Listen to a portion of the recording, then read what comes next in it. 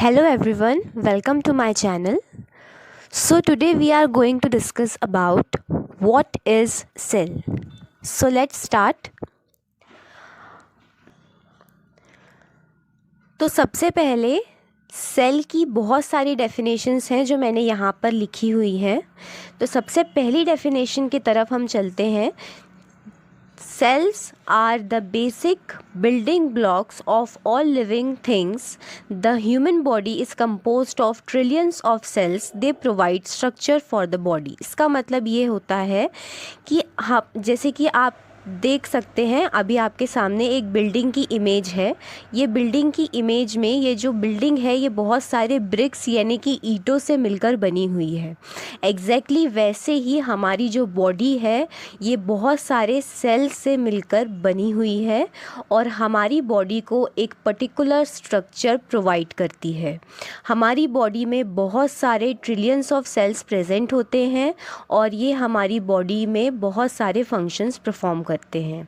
इसका second definition है a cell is defined as the smallest basic unit of life that is responsible for all life processes. ये सबसे छोटी unit है जो कि सारी लाइफ प्रोसेसेस के लिए रिस्पॉन्सिबल होती है। और इसके बाद हम थर्ड पॉइंट पर आते हैं। A cell is the structural and fundamental unit of life. ये हम सभी को पता है, ये हम बेसिक से पढ़ रहे हैं।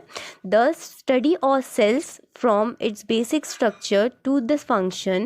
The study of cells from its basic structure to the functions of the every cell organelle is called cell biology और cytology। जैसे कि जो भी हम सेल्स के बारे में हम स्टडी करते हैं, हम सेल्स के बारे में पढ़ते हैं, तो वो पर्टिकुलर स्टडी को हम बोलते हैं cytology. Okay, now we are going towards the fourth point. So here it is. Cells are complex and their components perform various functions in an organisms.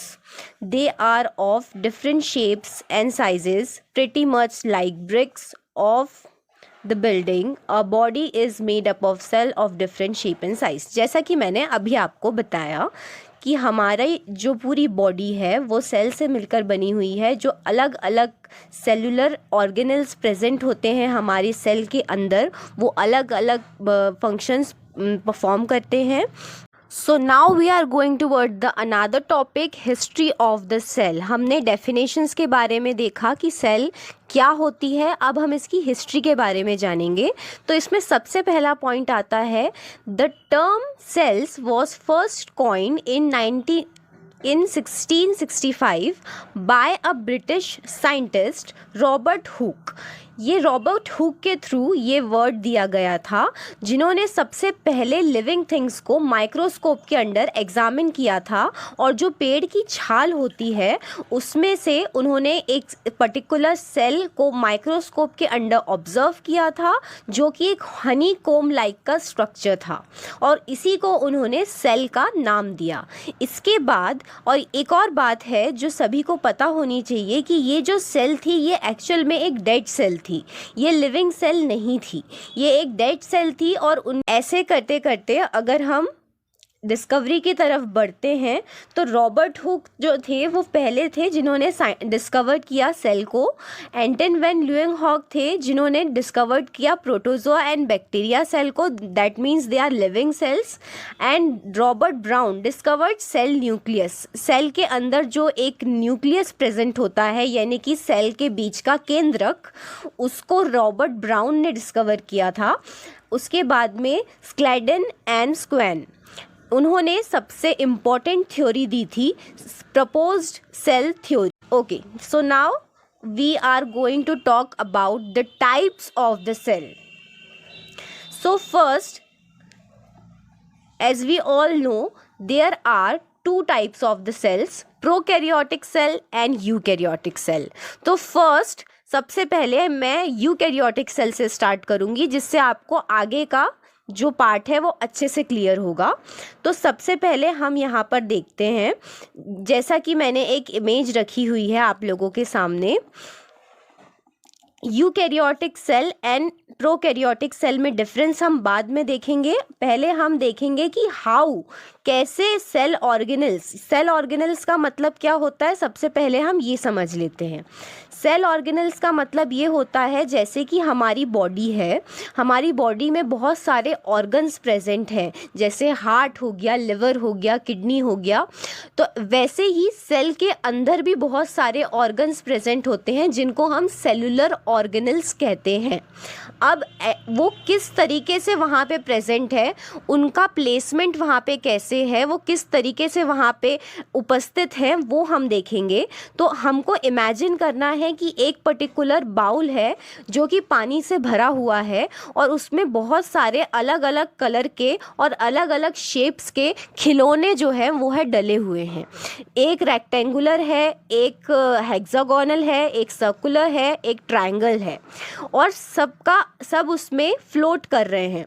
तो exactly in the same way आप जब इस particular example के through जाओगे तो जो water है वो है साइटोप्लाज्म, यानी हमारी जो सेल है, सेल में जो फ्लूइड प्रेजेंट होता है that is the cytoplasm and all the toys are there. जितने भी टॉयज़ वहाँ पे प्रेजेंट हैं वो उस बाउल में, वो हमारे सेल ऑर्गेनल्स हैं जिनका स्ट्रक्चर और फंक्शन अलग अलग है। और आप देख सकते हो कि वहाँ पे कलर भी मैंने डिफरेंट दिया हुआ है हर पर्टिकुलर शेप को। तो कलर डिफरेंट का मतलब उनका फंक्शन भी सबका अलग अलग होता है। सो गाइस, जैसा कि अभी हमने यूकैरियोटिक सेल के डायग्राम के बारे में समझा, अब हम उनके सेल ऑर्गेनल्स के बारे में बात करते हैं जो कि साइटोप्लाज्म में प्रेजेंट होते हैं। जैसा कि पहला एग्जाम्पल है nucleus, endoplasmic reticulum, mitochondria, ribosomes, Golgi bodies and cytoskeleton. तो ये हर पर्टिकुलर सेल ऑर्गेनल्स का अलग अलग फंक्शन होता है। So we are going towards the next topic, that is the structure of the prokaryotic cell. A capsule like structure, एक capsule type का structure यहाँ पर हमें दिख रहा है और यहाँ पर हमें कई चीज़ें ऐसी नज़र आ रही हैं जो यूकैरियोटिक सेल में प्रेजेंट थी लेकिन यहाँ पर प्रेजेंट नहीं है। सबसे पहले तो हम इसके स्ट्रक्चर को समझ लेते हैं। इसमें राइबोसोम्स प्रेजेंट होते हैं, इसमें न्यूक्लियोइड डीएनए प्रेजेंट होता है, इसमें प्लाज्मा मेम्ब्रेन प्रेजेंट होती है और इसमें सेल वॉल प्रेजेंट होती है। इसमें capsule, plasmid, flagellum and cytoplasm, ये सारी चीज़ें इसमें प्रेजेंट होती हैं। So we are going to talk about the difference between the prokaryotic and eukaryotic cells. So the first point is most prokaryotic cell are unicellular, यानी कि हर prokaryotic cell जितनी भी होती हैं वो यूनिसेलुलर होती हैं और जो यूकैरियोटिक सेल्स हैं वो मल्टीसेलुलर होती हैं।